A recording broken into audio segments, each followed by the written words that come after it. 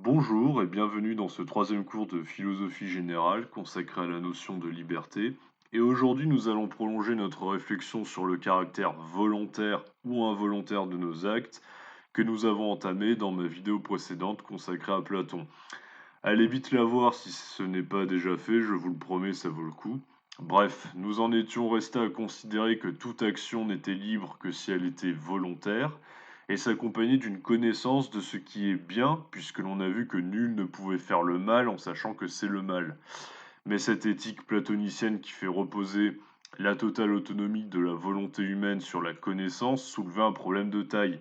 Que reste-t-il de la liberté du sujet si celui-ci ne peut que réagir à ses passions et mal agir s'il est sous leur emprise, et agir vertueusement à partir du moment où il sait ce qui est bien et que sa volonté est attirée par cette idée du bien. On a vu que Platon s'en tirait en faisant dépendre la responsabilité du sujet du côté de l'éducation de l'âme. On devient responsable si l'on a été au préalable éduqué à la connaissance du bien. Le problème étant de savoir si l'on peut, selon cette logique, condamner ceux qui refusent de s'éduquer et de s'instruire, puisqu'ils ne considèrent pas cela comme bien. Justement, Aristote résout en grande partie les apories de la réflexion éthique platonicienne, tout en contredisant Platon sur certains points précis, même si en réalité c'est encore dans le domaine éthique que Aristote reste le plus proche de son maître. C'est donc à nouveau l'éthique à Nicomaque qui va nous intéresser aujourd'hui, et particulièrement le livre 3 de ce grand livre de l'histoire de la philosophie. Si ça vous intéresse, j'ai déjà consacré une vidéo à l'éthique aristotélicienne il y a quelque temps déjà, c'est une de mes toutes premières vidéos. Donc il y a des aspects de la pensée d'Aristote que je vais pas remobiliser ici, hein, parce que sinon ça sera interminable. Donc après avoir défini le bonheur comme souverain bien, on l'a déjà vu pourquoi et comment dans cette autre vidéo à laquelle je vous renvoie, si vous ne l'avez pas déjà vu, et défini la vertu de manière précise ensuite. Aristote se demande donc au livre 3 dans quelle mesure un individu peut être dit libre et responsable dans la conduite de son existence. Aristote s'oppose à la réflexion de Platon sur un point précis afin de résoudre le problème lié à la responsabilité du sujet. Je vous donne la citation précise qui permet de contextualiser la pensée d'Aristote au niveau de ses présupposés. Il nous dit est libre tout acte dont le principe réside dans l'agent lui-même. Qu'est-ce que cela veut dire? En fait, c'est très simple. On ne peut pas dire qu'une action n'est pas libre à partir du moment où l'on peut imputer la responsabilité de celle-ci à un sujet. Si un individu produit un acte, cet acte relève de sa responsabilité.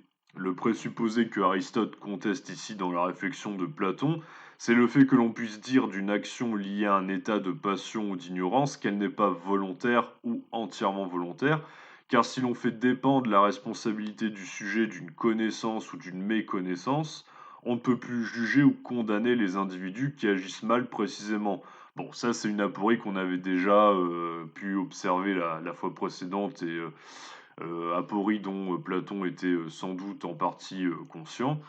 Là où Aristote rejoint tout de même Platon, c'est sur le fait que l'individu puisse être tenu responsable de l'état qui l'a conduit à l'ignorance, comme on va le voir ensuite. Pour l'instant, interrogeons-nous précisément sur cette idée d'imputation d'un acte à un sujet. Cela paraît aller de soi et on pourrait bien se demander quel type d'acte n'est pas le propre d'une volonté particulière. Aristote donne un exemple très bizarre mais qui illustre à merveille cette idée d'autonomie du sujet qui est au principe même de tous ces actes, point commun apparent avec l'existentialisme de Sartre que j'ai décidé d'étudier avec vous dans une vidéo récente. Il dit que notre acte n'est pas libre s'il est contraint par une force extérieure à notre volonté. Mais bien évidemment, peut-on encore parler d'acte tout court, me direz-vous? Bah justement, ça va pas de soi, hein, vous allez voir. Euh, l'exemple que prend Aristote, c'est lorsque nous sommes emportés par un vent violent. Voilà, vous sortez de chez vous, il y a une tempête et vous êtes emporté par le vent. À cet instant précis, vous n'êtes plus libre puisqu'une force extérieure à votre corps s'applique à celui-ci. Mais bon, dans ce cas précis, je sais même pas si on peut encore parler d'acte. Voilà, le vent violent vous emporte, vous vous retrouvez à plusieurs kilomètres de chez vous. Bon, techniquement, on peut pas dire que vous avez agi, vous avez pâti justement. Donc bon, voilà, Aristote, il dit: «À part dans ce cas-là où vraiment, le mouvement de votre corps n'est pas de votre ressort, vous on peut dire que vous êtes, un minimum libre, quoi». Vous voyez? On peut pas dire que, vous êtes pas libre et là, justement, on est dans le cas de la contrainte extérieure. On pourrait prendre un exemple un peu plus réaliste et effrayant. Vous tenez un bébé dans vos bras et un imbécile arrive par derrière et vous pousse en ricanant, vous laissez tomber le bébé par terre. Bon, eh bien là, on peut pas vous tenir responsable puisque le fait de laisser tomber le bébé par terre n'est pas le résultat d'un acte délibéré, mais d'une contrainte extérieure à votre corps, encore une fois. Donc voilà, c'est simple à comprendre. Pour Aristote, vous êtes libre et donc responsable dès lors que l'acte provient de votre corps et que on peut l'imputer à ce dernier.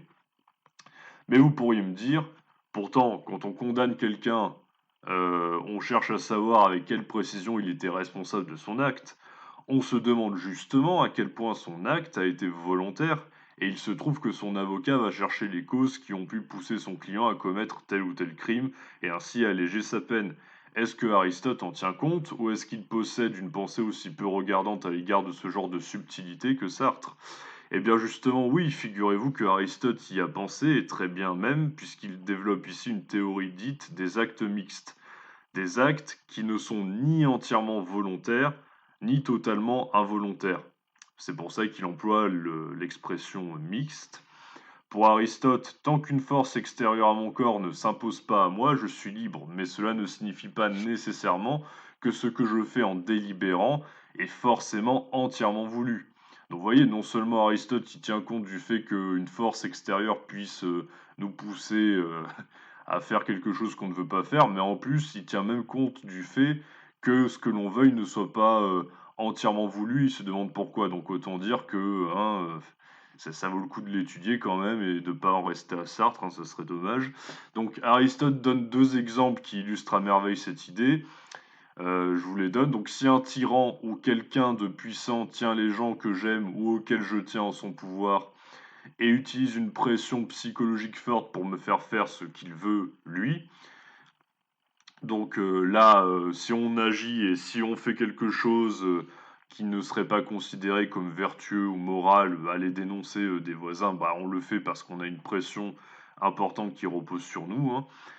Et l'autre exemple que prend, Aristote, je vais analyser les 2 simultanément, c'est le cas d'une tempête où l'équipage d'un bateau est obligé de jeter la marchandise par-dessus bord pour que le bateau ne coule pas et reste stable.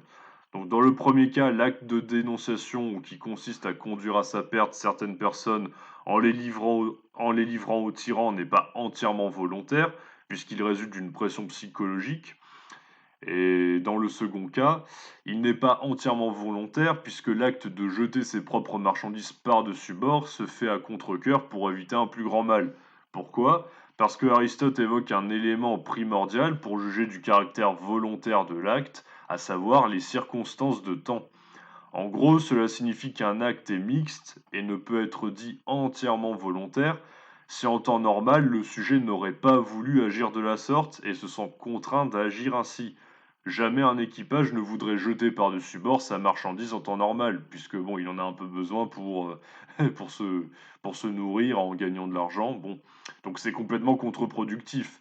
Il le fait ici en cas de tempête pour éviter de couler. De la même façon, on ne peut pas tenir comme entièrement volontaire l'acte de dénonciation. En tout cas, on ne peut pas le tenir volontaire si la personne. On peut uniquement le tenir volontaire si la personne qui est menacée aurait pu vouloir la mort des gens qu'elle a dénoncés en temps normal. Si on est au temps de l'occupation du régime de Vichy, par exemple en France, et que la personne que l'on menace afin de dénoncer des juifs est un antisémite notoire, par exemple, eh ben là on peut pas parler d'acte mixte puisque le contexte dans lequel l'acte a lieu ne change rien à sa volonté originelle de nuire aux juifs. Vous voyez quelle est la logique. Donc pourquoi Aristote parle d'actes mixtes? Il parle d'actes mixtes parce qu'ils viennent bel et bien du sujet. Qu'il s'agisse de l'équipage qui balance sa cargaison par-dessus bord ou du collabo qui balance ses voisins, on peut que dire qu'ils sont au principe de leurs actes. Donc on ne peut pas dire qu'ils ne sont pas, ne serait-ce qu'un peu responsables de ce qu'ils font, hein, puisque c'est bien eux qui le font. Mais puisqu'en temps normal, ils n'auraient pas voulu une telle chose et que le contexte a joué un rôle important dans leur décision, on ne peut pas dire qu'ils ont entièrement voulu ce qu'ils ont fait. Vous voyez? Donc ça, c'est un paradoxe intéressant que Aristote fait apparaître dans sa réflexion, le fait qu'on puisse vouloir et en même temps ne pas vouloir quelque chose, et qui donne lieu à différentes pistes possibles pour évaluer la responsabilité des individus par degré, en fonction du caractère pleinement volontaire de l'acte. Pour qu'un acte soit pleinement volontaire et entièrement libre pour Aristote, il faut donc que le sujet puisse vouloir non seulement l'acte, mais c'est surtout les répercussions de son acte. Vous savez, quand vous dites mais j'ai pas fait exprès, en espérant que la personne arrête de vous engueuler, eh ben, c'est un peu Aristote que vous invoquez involontairement, ah, ah, ah, car vous espérez que la personne comprenne que si vous êtes au principe de l'acte qui lui a déplu, vous ne saviez pas pour autant que cet acte-là allait avoir des conséquences déplaisantes pour cette personne en question. À partir de là, ça devient complexe. On peut imaginer toutes sortes de situations où un acte est mixte. Par exemple, vous serrez la main de quelqu'un pour le saluer, mais étant donné que vous avez de la poigne, vous lui faites mal à la main. Bon, eh bien là, même si vous êtes à l'origine de la douleur que vous infligez à votre interlocuteur, on ne peut pas dire que cela soit entièrement volontaire. Vous n'avez pas voulu lui faire mal à la main. Donc en fait, pour Aristote, même si vous voulez toujours même si vous voulez, ce que vous faites, même si vous voulez votre acte, il y a une partie, qui constitue cet acte qui est, ses répercussions que vous ne pouvez pas forcément, toujours vouloir en toutes circonstances, vous voyez? La liberté humaine et la responsabilité, ce sont des choses, complexes, hein, c'est pas pour rien qu'on évalue la responsabilité des individus avant de les condamner. Mais bon, on peut imaginer un cas de figure inverse qui serait, d'autant plus tordu. Bon là, ça devient presque humoristique pris dans le sens inverse, hein, mais où un individu veut faire le mal justement et où à l'arrivée, il fait le bien sans même s'en rendre compte. Par exemple, si je pousse quelqu'un de manière à le faire tomber afin qu'il se casse la figure, mais qu'en faisant ça, je l'empêche involontairement de se prendre une balle parce que quelqu'un allait s'apprêter à lui tirer dessus, eh bien on peut encore parler d'un acte mixte, car j'aurais pu vouloir qu'il se prenne une balle, parce qu'il m'a vraiment cherché celui-là. Mais dans ce cas, j'aurais fait une bonne action en voulant mal agir, puisque je lui ai sauvé la vie, et l'acte est mixte car j'en ignorais les répercussions. J'ai voulu l'acte, mais pas ce qui en a suivi. Pour Aristote, un acte pleinement volontaire sera un acte où l'on sait parfaitement ce que l'on est en train de faire, justement, on sait quelles conséquences notre acte aura et l'on veut que cela se produise. Il faut que le sujet veuille ce qu'il veut et délibère ainsi en son âme et conscience. Cela ne veut pas dire qu'il faut excuser ceux qui agissent mal, mais simplement qu'il y a des degrés de responsabilité et de liberté liés à l'acte lui-même et que l'on peut évaluer à partir de deux choses. Donc, comme je l'ai expliqué, je synthétise vraiment pour que vous compreniez bien l'idée et que vous me suiviez. Donc, le contexte dans lequel l'action se produit et la connaissance que le sujet a ou pas hein, des répercussions de son acte. Si il pouvait justement, le prévoir. Donc celui qui agit peut très bien ne pas vouloir les répercussions de son acte, même s'il en est à l'origine, ou ne pas vouloir en temps normal que de telles répercussions aient lieu. Cela pose à nouveau le problème de l'ignorance dans la liberté humaine. Quelle différence y a-t-il avec Platon finalement? La différence, c'est que pour Aristote, le sujet qui agit mal est toujours un minimum responsable à partir du moment où l'acte vient de lui, et pas d'un autre, bien qu'il puisse ne pas vouloir entièrement ce qu'il veut, comme je l'ai démontré. Mais là où Platon et Aristote se rejoignent, dans une certaine mesure, c'est que l'agent, celui qui agit, peut être tenu responsable d'un état d'ignorance qui le pousse à mal agir. Pour Platon, on l'a vu, hein, c'est lié à un manque d'éducation et au fait de négliger son âme. Pour Aristote, c'est plus concret que cela, et ça peut tout simplement venir du fait de ne pas avoir pris connaissance d'une loi, par exemple, ou d'un principe qui entre en vigueur dans une société donnée. Pour Aristote, il faut déterminer si l'état d'ignorance qui a fait mal agir un individu est volontaire ou non. Donc, autant dire que sa réflexion est assez élaborée, c'est le moins qu'on puisse dire, sachant que d'après lui, nul n'est censé ignorer la loi. Si je pars dans un pays, par exemple, où la vache est un animal sacré et que je décide de me faire un bon beefsteak là-bas en éliminant une vache au préalable, je peux être tenu responsable de mon acte si j'ai délibérément choisi de ne pas me renseigner sur d'éventuelles différences avec les coutumes de mon pays, sachant qu'il pourrait y avoir ce genre de petites particularités, on va dire.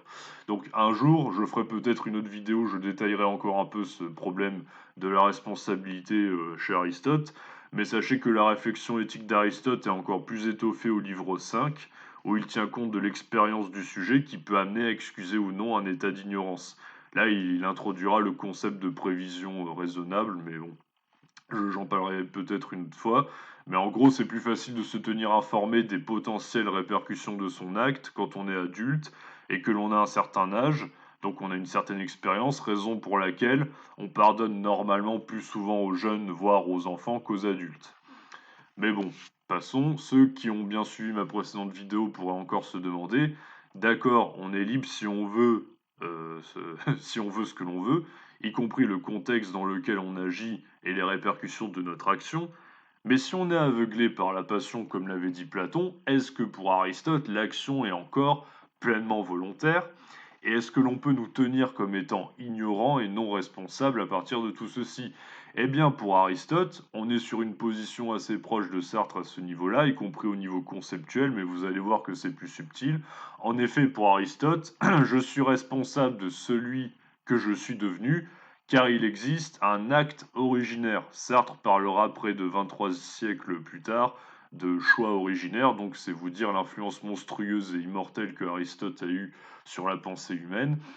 Et cet acte originaire est un acte qui, pour Aristote, va être décisif dans le début d'une série d'habitudes qui vont influencer notre caractère et donc notre personnalité. Alors ça peut être le choix de votre métier, hein, par exemple j'agis de manière à apprendre la médecine, à devenir médecin. Bon, et après, bah, forcément, il y a des habitudes qui vont intervenir et qui vont me rendre davantage compétent dans ce que j'ai décidé d'entreprendre.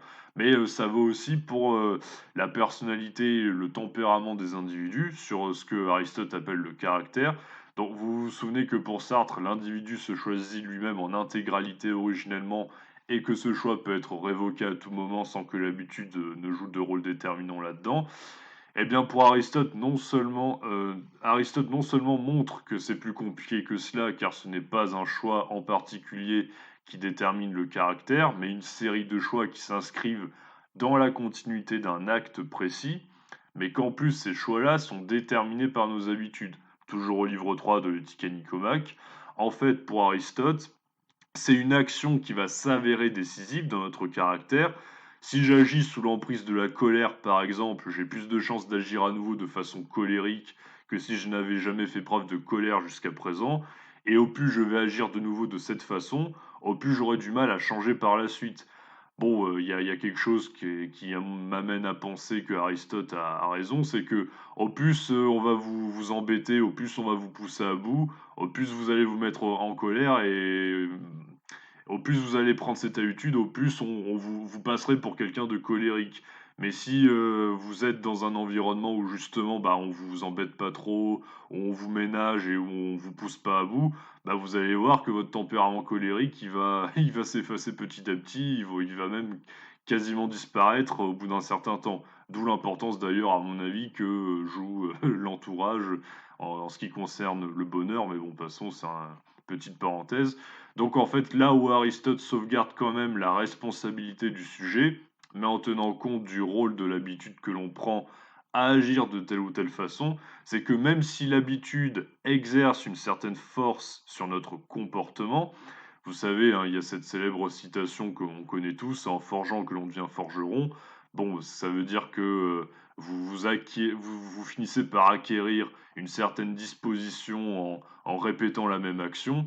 Ah bah, cette idée-là, justement, on la retrouve chez Aristote, hein, vous créez vous-même votre disposition à force de la répéter, de répéter des actions qui s'y rapportent, hein. C'est nous qui avons originellement fait naître cette habitude, pour Aristote, par un acte et une série d'actes qui ont renforcé l'emprise de tel ou tel trait de caractère sur notre personnalité. Le tempérament d'un individu, pour Aristote, se construit progressivement par un acte originel et une série d'actes similaires qui se renforcent en termes de fréquence avec l'habitude. Bien que le sujet soit responsable originellement de cette tendance, à laquelle il a laissé libre cours en délibérant mal. Donc voilà, Aristote pense toujours quand même, malgré l'habitude, la responsabilité du sujet, mais il la situe vraiment de manière, vous voyez, lointaine à ce niveau-là. On constate donc que la liberté humaine est loin d'être absolue dans la mesure où elle se déploie dans un contexte précis et selon une connaissance plus ou moins consciente de ce que nous faisons et de ce que nous voulons accomplir en définitive. Ça, c'est vraiment l'enseignement qu'il faut retenir de toute cette théorie d'Aristote. À cela s'ajoute le fait que l'emprise que nous avons sur nos passions soit diminuée par la force de l'habitude, dont nous sommes tout de même originellement responsables pour Aristote. Si l'homme est toujours responsable de ses actes, au moins originellement, il faut bien admettre que sa responsabilité est sujette à des degrés possibles dans la mesure où nos actes ne sont pas nécessairement entièrement volontaires. On peut donc se demander à présent si penser l'homme libre en toutes circonstances, comme on l'a vu dans notre première vidéo, est bel et bien illusoire. Est-il encore possible d'affirmer une totale autonomie du sujet, indépendamment des éléments extérieurs qui lui échappent et qui peuvent l'amener à ne pas vouloir entièrement ce qu'il veut? C'est ce point que nous discuterons la prochaine fois en étudiant un grand courant de pensée philosophique se situant dans le prolongement de Platon et d'Aristote, toujours durant la période de la Grèce antique. Je vous laisse deviner lequel si vous vous y connaissez déjà un peu. En attendant, je vous dis à bientôt et je vous souhaite une bonne journée ou une bonne soirée.